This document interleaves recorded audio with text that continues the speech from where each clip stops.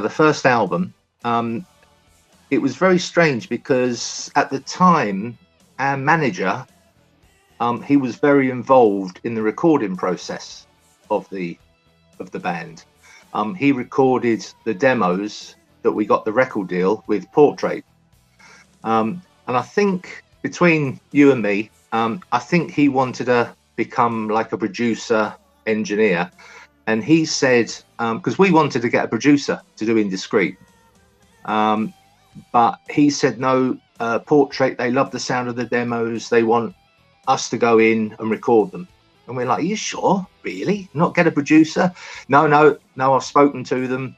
They definitely want us to do it. So we said, okay, that's fine. But if we do that, we must have someone to mix it.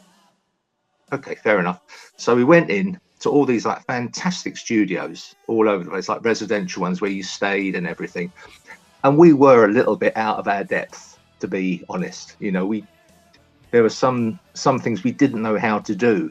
And I'll tell you one little story. On Hot Wired, Merv wanted, there's like a shaker kind of sound, and he wanted it to go between the speakers.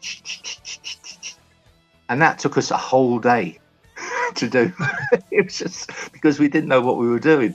And there was a guy who was like the assistant. He went on to work with Def Leppard, a guy called Pete Woodruff. And he was probably sat there thinking, I could do that in a minute. And I'm just watching these idiots, you know, just mucking about.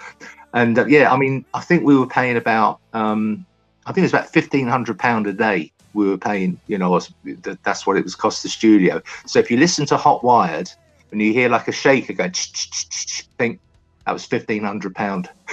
And it took a whole day. So like I say, yeah, we were doing the album, learning as we went, really. And then it came to the time of mixing. And again, Dave, our manager, went in and he came back. He said, oh, no, they want us to mix it. And we're like, no, but we said we want to get someone to mix it. No, they want, you know.